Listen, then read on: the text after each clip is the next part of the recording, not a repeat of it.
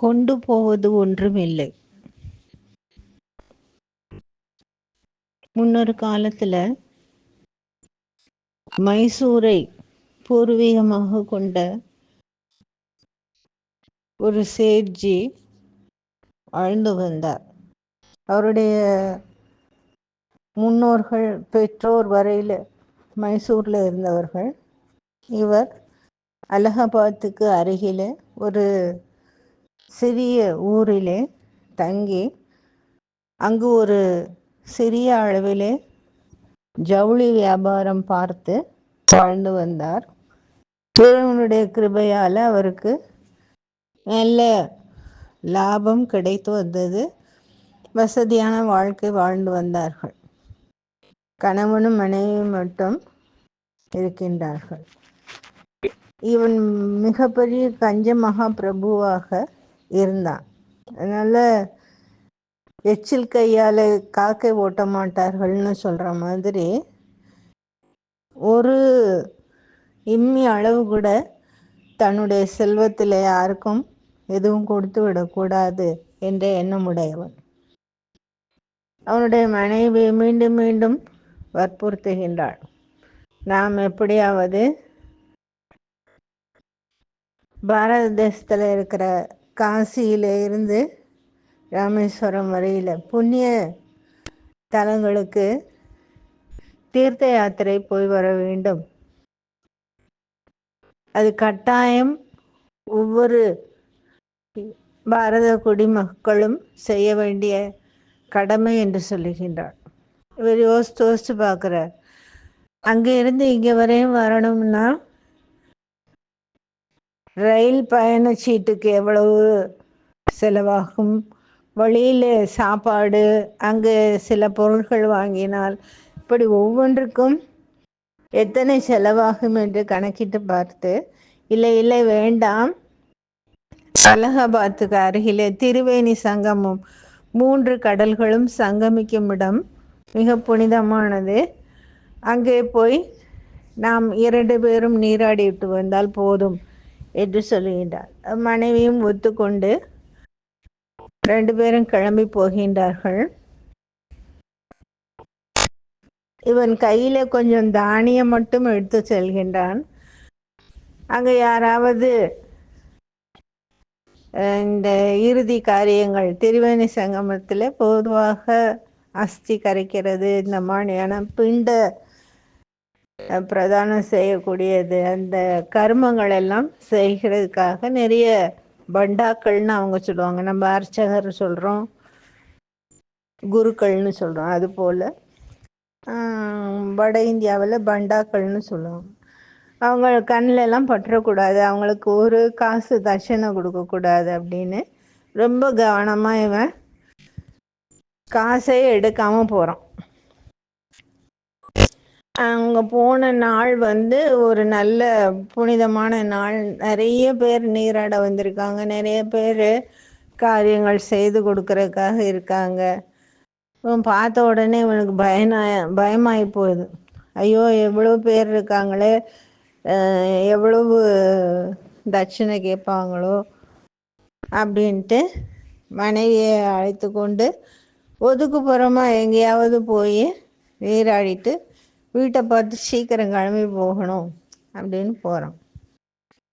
இவனுடைய மனதை மாற்ற வேண்டும், நல்ல வழிக்கு அவனை திருப்ப வேண்டும் என்று நினைத்த சிவபெருமான் அவன் ஓடி ஒளிந்து ஒரு ஒதுக்குப்புறமான இடத்துல நீராட போன இடத்துலையும் அங்கேயும் உட்கார்ந்திருக்கிறார். அவரை பார்த்த உடனே இவனுக்கு ஒரு எதிர்பாராத விருந்தாளியை பார்த்து திடுக்கிடுவது போல முழிக்கின்றான். என்னிடத்துல தட்சிணை கொடுப்பதற்கு காசு எதுவும் எடுத்து வரவில்லை என்று சொல்லுகின்றான். பரவாயில்லை, அதனால நீ எவ்வளவு கொடுப்பாய் என்பதை மட்டும் சொல் போதும் என்று சிவபெருமான் சொல்லுகின்றார்.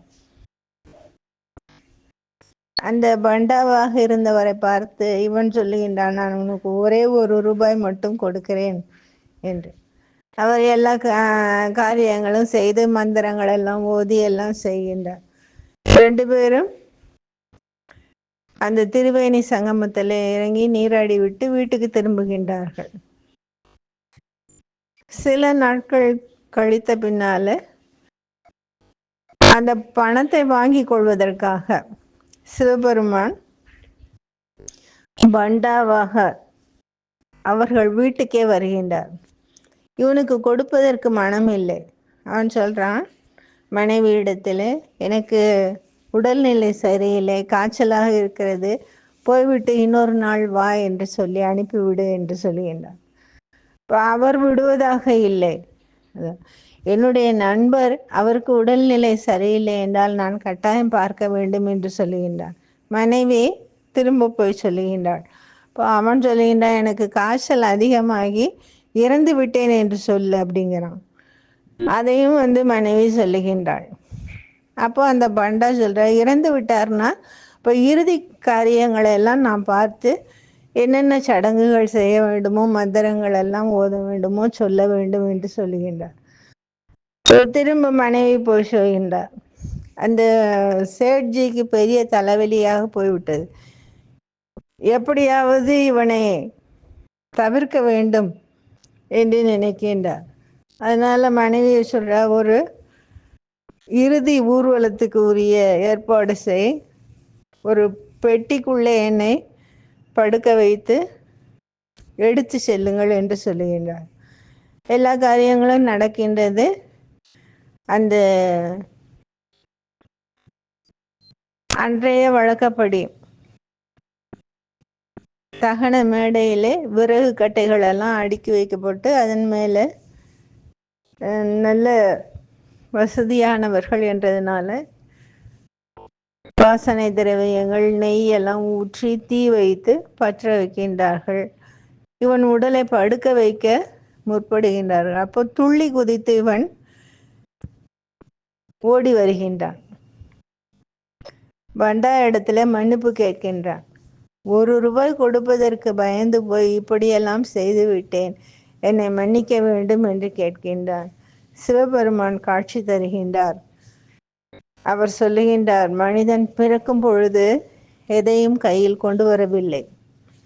இறந்த பின்னாலே அவன் அணிந்த ஆடையை கூட உருவி விட்டு பிறந்த மேனியாகத்தான் எரித்து சாம்பலாக்கி எல்லா காரியங்களையும் முடிக்கின்றார்கள்.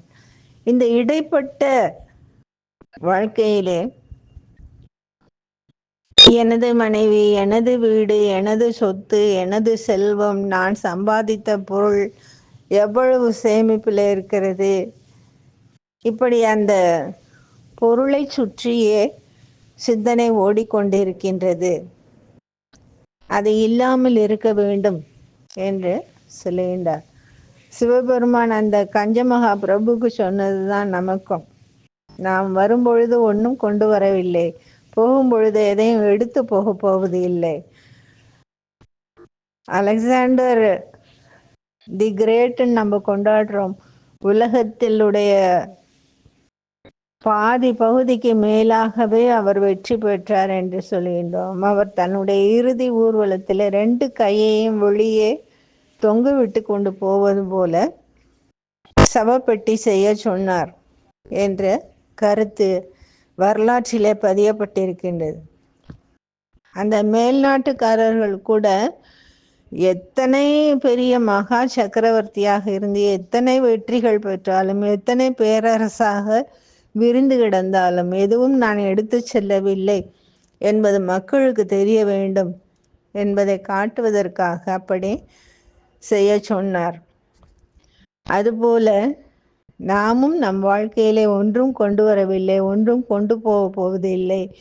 இடைப்பட்ட அந்த குறுகிய ஆழ்காலத்திலே நம்மால் இயன்றதை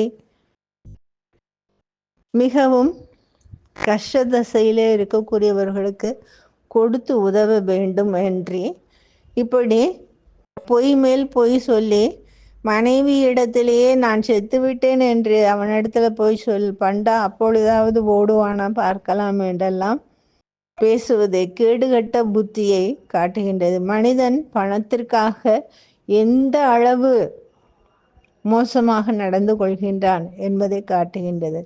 அப்படிப்பட்ட மனமெல்லாம் இல்லாமல் பணத்தை நாம் ஆள வேண்டுமே அல்லாமல் பணம் நம்மை ஆட்டி வைக்கக்கூடாது என்ற மிகப்பெரிய கருத்தை இந்த ஒரு வேடிக்கை கதை போல இருக்கிறது. இருந்தாலும் பெரிய ஒரு ஆழமான கருத்தை நமக்கு தெரிவிக்கின்றது. அதை பின்பற்றி வாழ்வோமாக. நன்றி, வணக்கம்.